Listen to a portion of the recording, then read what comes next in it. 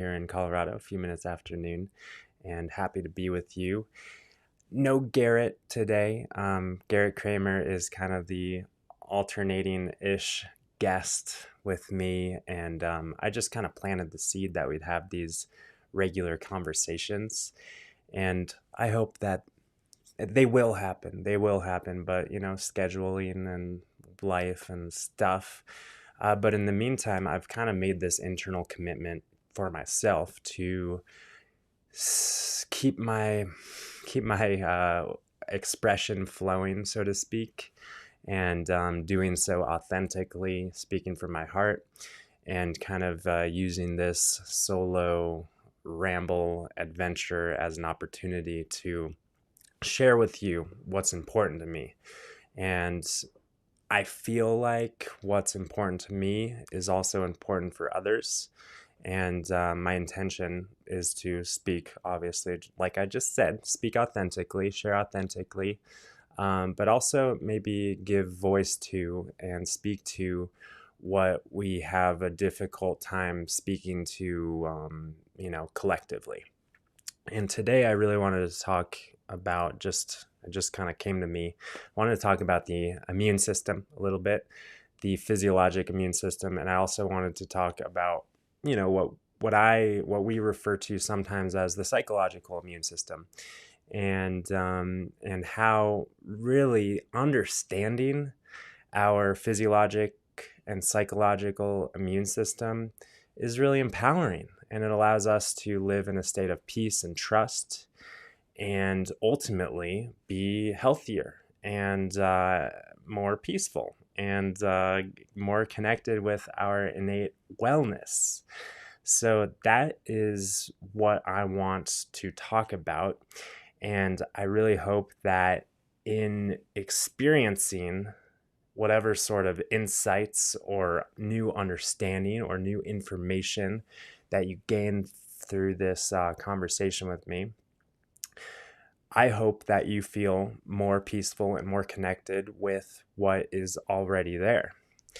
And yes, that's probably a good place to start. The fact that your immune system is already there.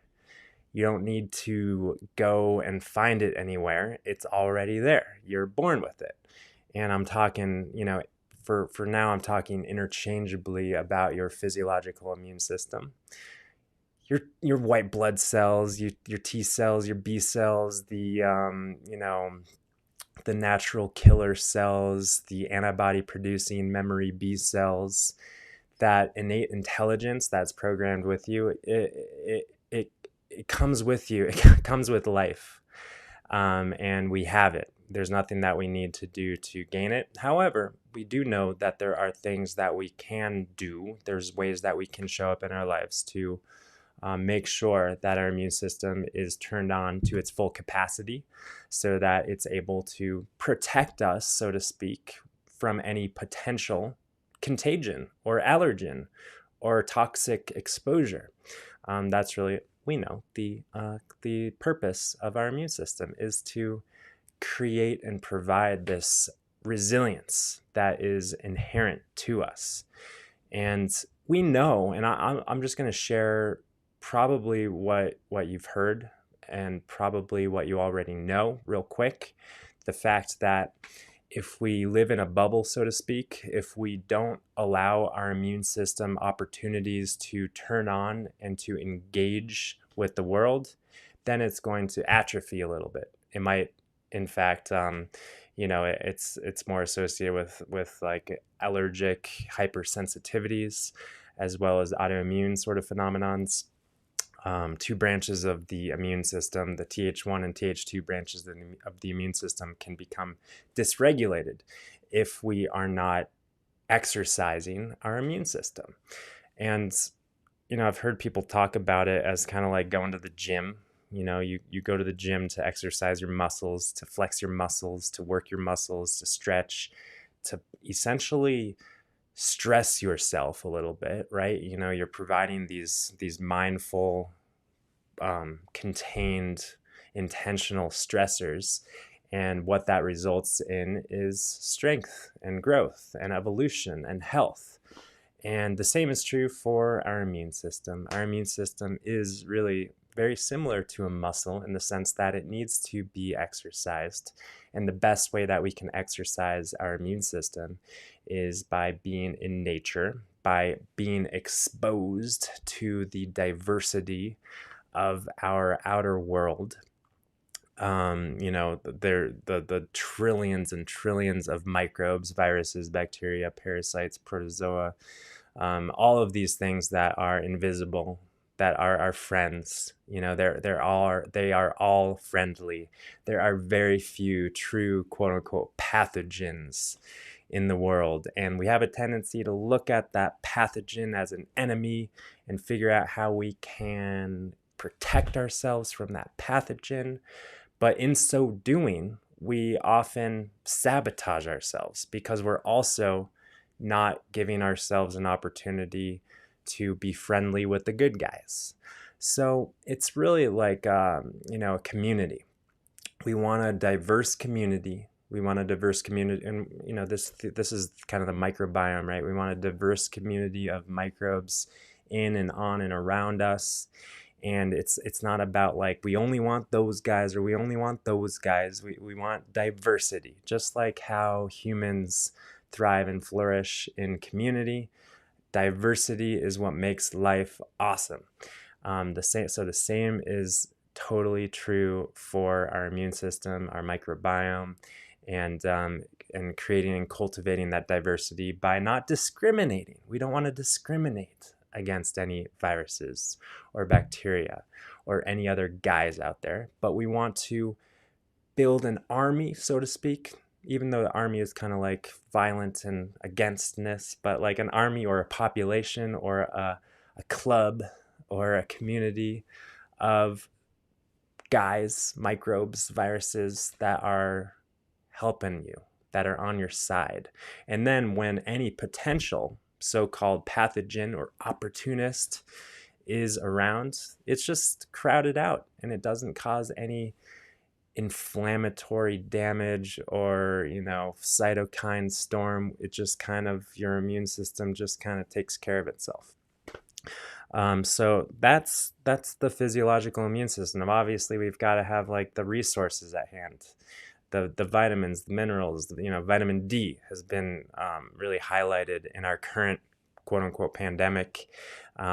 People with low vitamin D status clearly have significant potential greater risks as when in terms of the more serious effects of getting sick. And that's the case with anything. That's the case with any illness and any chronic disease even. Vitamin D deficiency is a risk factor for so many things.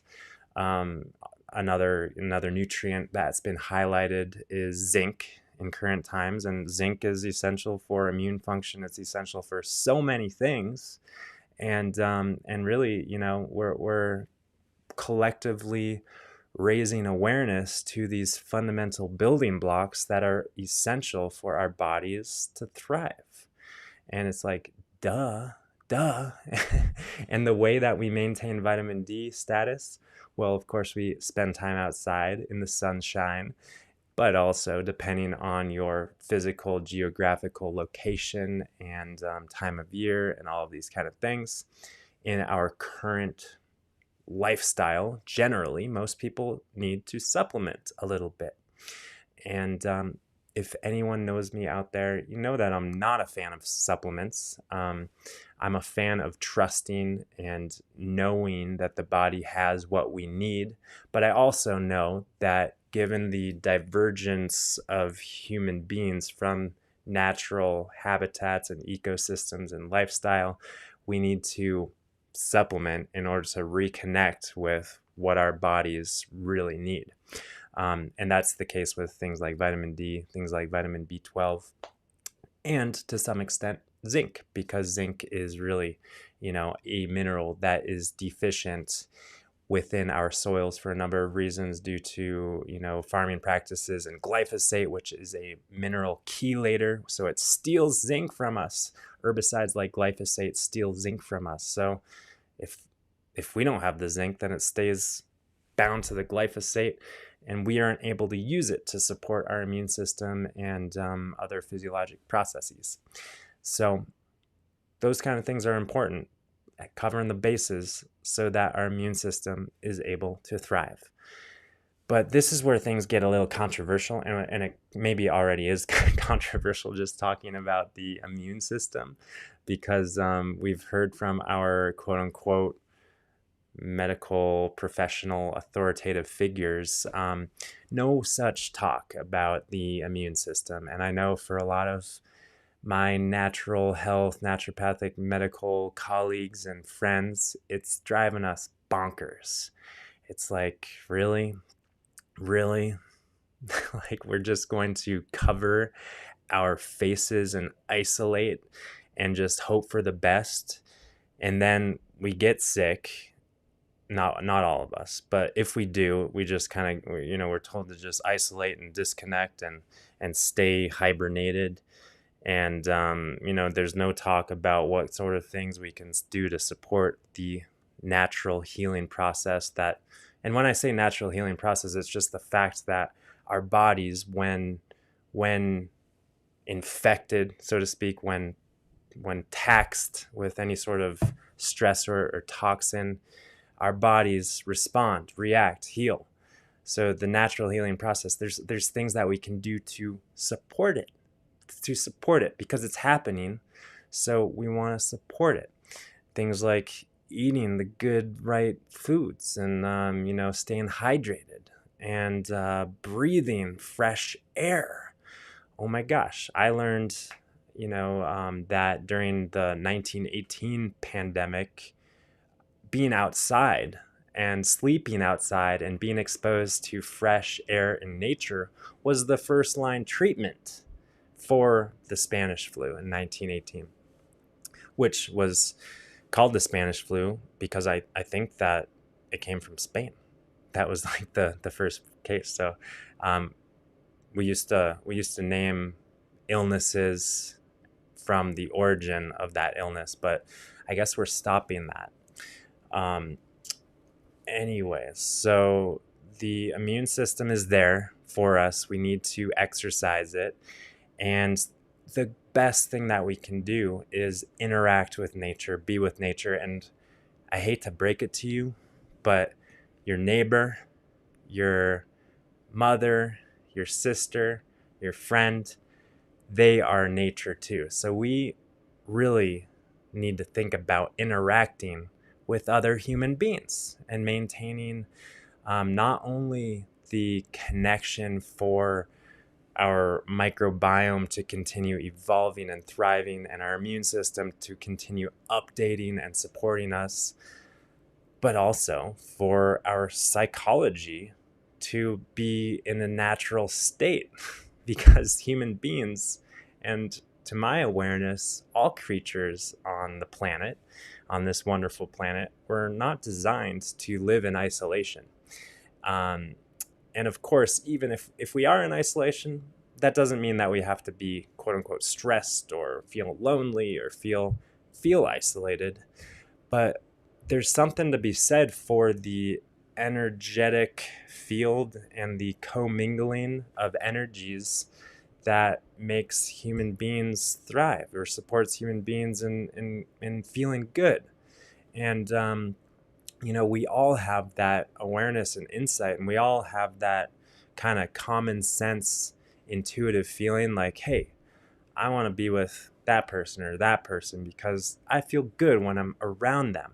And as much as we love our Zoom calls and our Facebook lives and our Instagram hangouts and stuff like that, it really isn't the same. And the fact that people are getting used to the technological replacement for human connection really breaks my heart. And of course, while people will get used to it and kind of adapt to this weirdness, there will never be a true replacement for human connection. And I think that human connection, like personal, in-person human connection, will be like one of the most essential things that keeps human beings evolving and thriving into the future. I think that there's kind of like a split, and just I was just learning about like the divergence of the human species, and there's kind of the technological technocratic genetically modified, just kind of totally slaves to technology, um, divergence. And then there's like this inner calling that I think all of us have, even if we're slipping in that path. It's never too late to change our path. We know that. But there's also this like real strong pull towards reconnection on a deeper level than ever. And I know I feel that. And I also feel the pull of technology, and I I feel a slave of technology more often than I want to admit. But I think that the health and survival and evolution of the human species, like the real human species, is dependent on maintaining that strong connection with really the truth that makes human beings human beings. And while there will always be this kind of diverging path, um, we have an opportunity to choose. We do. And I want to stay human as long as possible. And I want um, my family to stay human as long as possible. So hopefully I'm not alone. Hopefully I'm not going to be like the last one on the island. But if I am, I guess I'll be okay with that. Or maybe I'll jump ship. I don't know. But in any case, that's the immune system, right? We know it's there. It's born with us. We're born with it. It's called innate for a reason, the innate immune system. That's how it's described, because that's what it is. It's innate. And whenever we are just, I feel like a lot of, even maybe some medical professionals might need a reminder of the adaptive immune system. There's the innate immune system, and then there's adaptive immunity, which adapts to our environment. And the adaptive immune system includes like the B cells, the memory cells that have a memory. How cool is that? That our white blood cells have memory, and they're able to remember foreign substances and foreign pathogenic organisms, quote unquote. And I'm using the quote unquotes because that's germ theory, and it's not entirely proven to be true. The fact that pathogenic organisms actually cause disease. That's not to say they don't play some role in it, but are they the end all be all cause of disease? Doesn't look like it. And that is proven by the fact that if you expose a number of human beings to a known pathogen, not everyone gets sick. So what else is causing, what other factors are playing into this? Well, our environment, to put it broadly. But anyways, where was I? Oh yeah, I was talking about the adaptive immune system, which has a memory. So anytime that we are exposed to a virus, for example, our immune system says, hey, that virus looks like this. It's got these genetic codes, and I'm going to create these antibodies that target that guy, and then it's going to alert the immune system, and everything's going to come in and clean it up, and I'm going to stay healthy. I'm not going to get a stuffy nose. I'm not going to get a sore throat. I'm not going to get a stomach ache. I feel good. I might get a little tired, but the immune system, the army, all those white blood cells that are creating the antibodies, they've got a memory, and they're adapting to the ever-changing environment and to all of the new exposures, because probably right now I'm exposed to something new. I don't know for sure, but my immune system is probably making antibodies to something, and I'm not sick right now. I don't have a stuffy nose. I don't have a sore throat, thanks to my antibody producing B cells. If I didn't have my antibody producing B cells, then anytime I quote unquote caught the cold, I would get sick. And that's why we do catch the cold numerous times, because there's so many types of cold creating viruses, allegedly. Once again, germ theory, terrain theory. But there are so many types of cold creating viruses, so that our immune system is always given a new opportunity to adapt and to create new antibodies to the new variants and strains of viruses. So when when I turn on the news, which I don't do often, but sometimes it's NPR in the car, or when I see someone share an article about the new variant of such and such virus, coronavirus, right? The new variant of coronavirus, the novel coronavirus, blah blah blah, new novel. Our body is exposed to new and novel viruses probably like multiple times per day, and our immune system is working for us around the clock. So it's no different.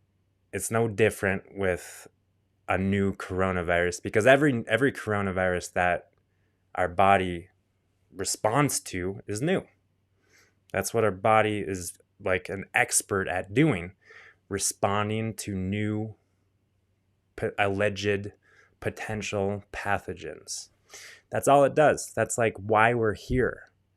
That's why we're here in 2021, because we've gotten an immune system that has supported us in evolving for millions of years, adapting to the ever-changing viral environment, so that we're here and we're strong and we're more resilient, or we can be more resilient in 2021 than in 2020 or in 2010 or in 1982 or at any point in time, if we relate with nature in a way that allows us and informs us to adapt and evolve, and we stay hydrated and we stay nourished and we stay connected and we keep going to the gym, so to speak, for our immune system, keep giving it an opportunity to adapt and evolve. It gets smarter and smarter and smarter. It doesn't get suppressed. It doesn't get depressed. It doesn't weaken. It gets stronger when we're supporting it properly. These are facts. These are facts. And once again, the fact that we are here now, the human race is here now in 2021, is evidence that the adaptive immunity is doing its job to adapt human beings to our environment. So I think that's kind of maybe an important refresher for my natural health provider friends who probably aren't watching this or listening to this, but some of whom I've seen through their posting and sharing, sadly, it sounds like they forgot what the immune system does. They forgot that they even had an immune system, and they're relying on those guys, pharma, vaccine manufacturers, to give them some form of potential immunity that is experimental. I don't need to rely on experimental immune system strategies. I've got a proven through millions of years, proven technology inside of me, and so do you. We don't need to rely on experimental technologies to get us through this novel virus, because there's so many novel viruses, and if you think this is the last novel virus, no, there's gonna be new novel viruses every single year, probably every single day. Your body is exposed to a new novel virus.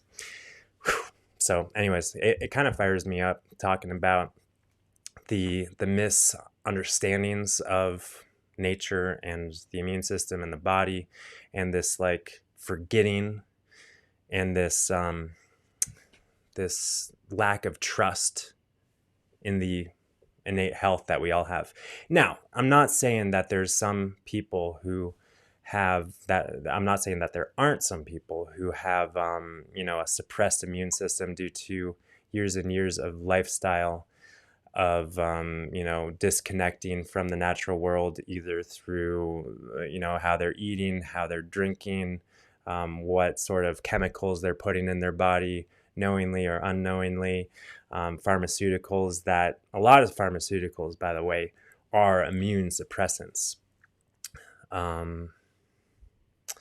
Don't you think they can go hand in hand? I don't know what goes hand in hand. Sorry, Miss Sunrise. So, anyways, so yeah, it makes me sad. It makes me sad. I feel sad when, it doesn't make me sad, but I feel sadness when I think about, so many people just forgetting. And I think that this mass forgetting is, it's kind of forced. There's like this mob think that's kind of telling human beings how to think and what to do. And there's this, lack of individual sovereignty of not only how to relate to our bodies and how to care for our bodies, but also how to think and relate to the world. And I hope that we can remember that we are powerful and we are in control.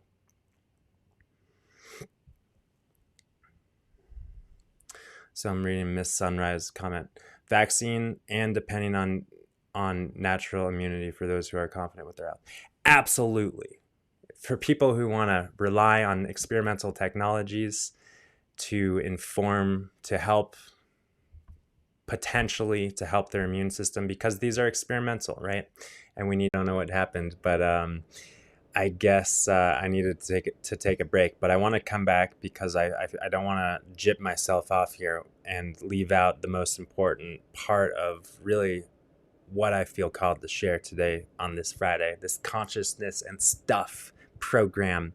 I need to talk about immunity to fear, which we all have, just like we've got immunity to all the viruses that exist on planet Earth, thanks to our adapting, evolving, innate immune system.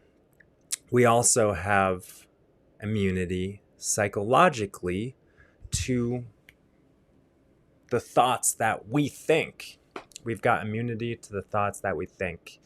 And really what that immunity looks like is the fact that we don't need to believe any of the thoughts that we think. And in fact,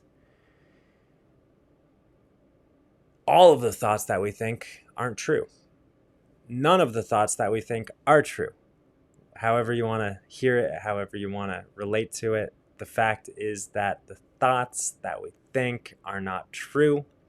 And our psychological immune system is that innate awareness, so to speak, to the truth, to the knowing of who we truly are. We know who we truly are, but these lies, I'm just going to call them lies. You could call them thoughts. I'm going to call them lies. These lies come in. We're told them maybe by mom or dad or the news. We're told these lies, and then we think these lies, and then we believe these lies to some degree. We do, and that's what colors our reality, but they're all lies. The truth is that none of that is true. None of that stuff that we think is true. It's all just happening through us. So our psychological immune system is the innate resilience and the authentic connection with who we truly are. And a lot of people, when faced with a traumatic thought, a traumatic belief, a traumatic physical world reality experience, have a tendency to recreate that for themselves in what might be called post-traumatic stress disorder. But it could also be post-sadness stress disorder, post-happiness stress disorder, post anxiety stress disorder. We things happen and we think about them all the time. And I'm not saying that we shouldn't, and I'm not saying to control your thinking, and I'm not saying to stop, but becoming aware of the fact that we are the ones driving ourselves insane sometimes to a greater extent than others. That is where our psychological immune system resides, not lies, because the lies are what we have a tendency to believe. But our psychological immune system resides in that knowing of who we truly are, and that awareness of the fact that we are not our thinking and our thoughts are not true. So if our thoughts are not true, then the fear that comes from feeling fearful thinking, the fear is also not real. It's real in the human experience, like it's a fleeting real phenomenon, but it has no substance. But it does have a little bit of substance, right? Because whenever I talk about fear, you might think like, oh, what about that time when I almost got in a car accident and I felt super fearful for my life? Well, that fear lived for a microsecond. And it's really an illusion. It's like a mirage. If you go in there and try to touch the fear and try to shape the fear, you realize that there's no substance to it. It's literally just a creation, a psychological creation, manifestation based on our thinking that we believe to be true. But it's not true. In that, there's a lot of freedom in knowing that we are not our thinking and our thoughts are not true. And this is important because fear, I'll just call it fear, even though it can look like stress or anxiety or sadness or worry or whatever, your experience is with that illusion. The consequence of feeling that, the consequence of misidentifying with that false reality is physiologically our body is out of alignment. Our physiology shifts in a way that doesn't feel good. Our physiology is in an optimal feel-good state when we're connected with truth.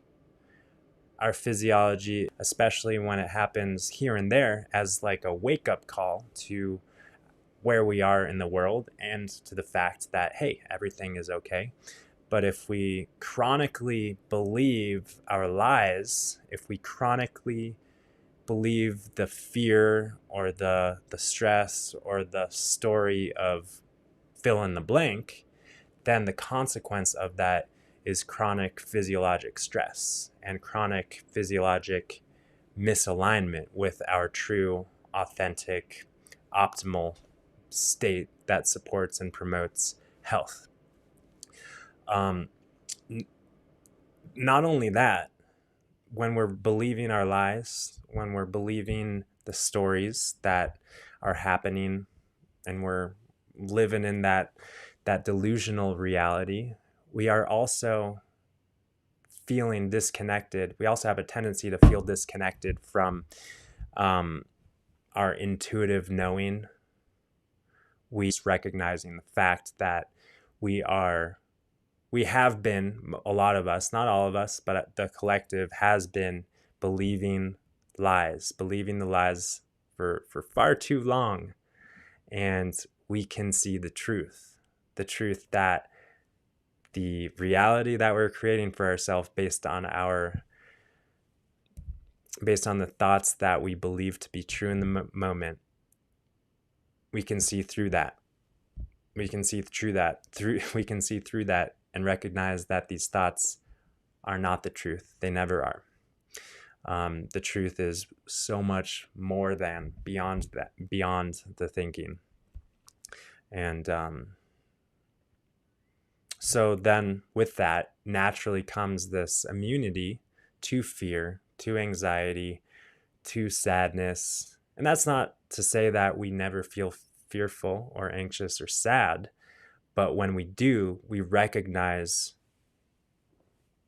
where we are and where the sadness is, because there's such separation between who we truly are and our emotional state in a moment. So that space is huge. That space is huge, and there's so much potential that lies in that space. So obviously this is hard to talk about. It's hard to talk about things that are beyond words and beyond language. And the moment that we pull in English verbiage to point towards something that is so huge and deep, it's instantly just kind of like, burr, burr, burr, burr, burr. But we do our best, right? And I know that there's a greater feeling that's tangible, that is beyond what words give us. I've always personally been a very nonverbal kind of person, really feeling like aware and attuned with nonverbal communication and energy, so to speak. I remember, just as a kid and mom and dad, like there would be emotion and there would be unexpressed emotion, and it didn't need to be expressed.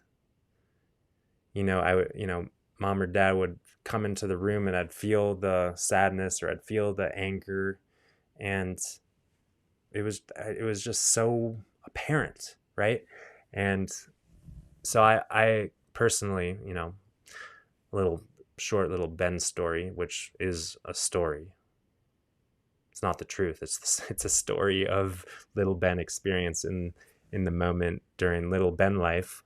I had a really hard time expressing my emotional state, saying I had such a hard time. I still have a hard time saying I am mad, I am sad, I am worried, I am feeling blank, because I still, to some degree, know that my feeling is felt by more than me.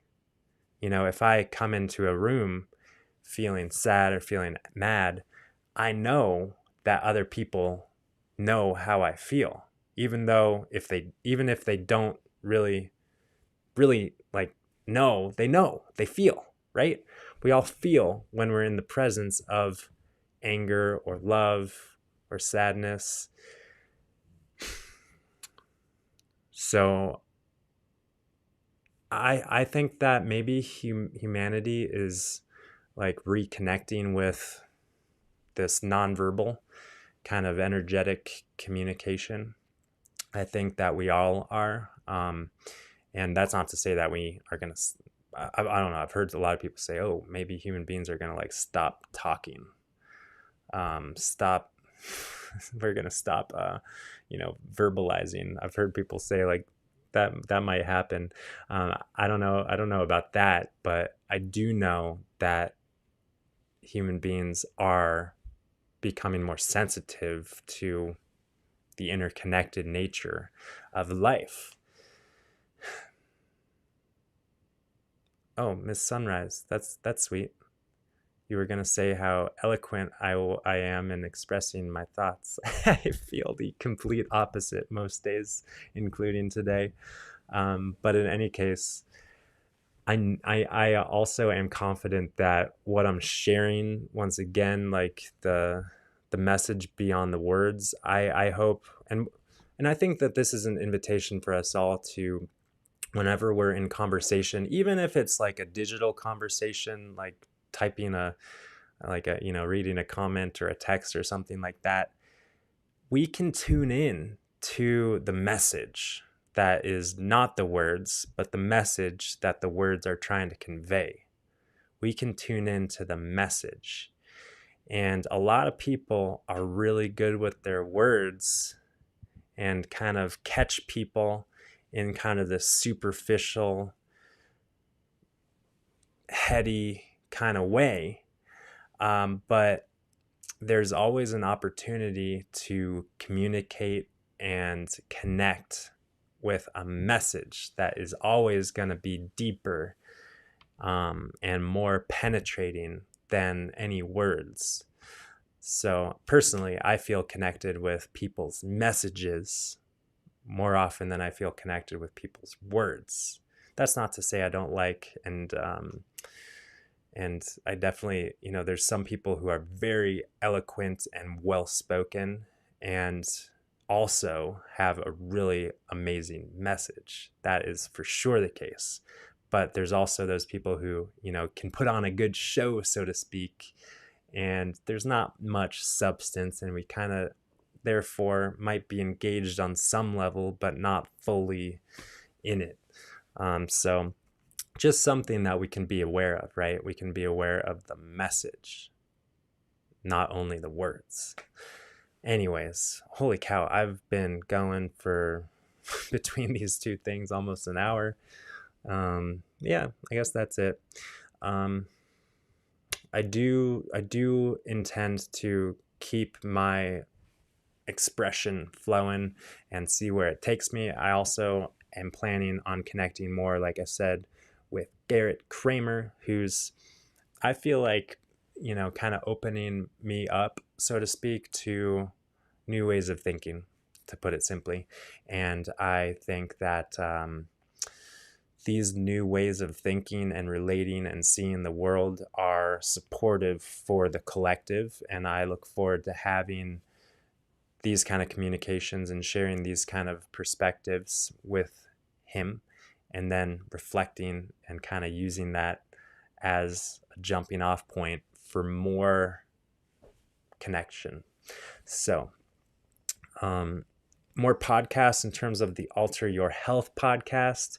I don't know, because the Alter Your Health podcast was like a very much a health focused podcast, like a physical health focused podcast.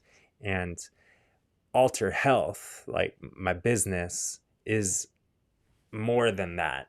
It's more than physical health. It's very much multidimensional connection with how our minds impact our physical health, because how can you not, like, how is it possible to talk about physical health without acknowledging the fact that, like, it's being controlled every moment by our state of mind? So that's what the business is. So anyway, where am I getting at? I feel like I need to like rebrand or reshape or restart the podcast if and when I do, because it was kind of like slanted in a way that wasn't really representative of the message and the voice that I wanted to share personally. It was kind of getting into just more physical, just staying in the physical. So we'll have to bring it back. I think we will, and I appreciate your feedback, Miss Sunrise. That's very kind. So, food for thought. Chew on it. Let me know how this lands. And I'm always feeling grateful to share my voice and the opportunity to receive feedback and be connected with other human beings. And I welcome any feedback. Peace and love, you guys. Have a wonderful weekend.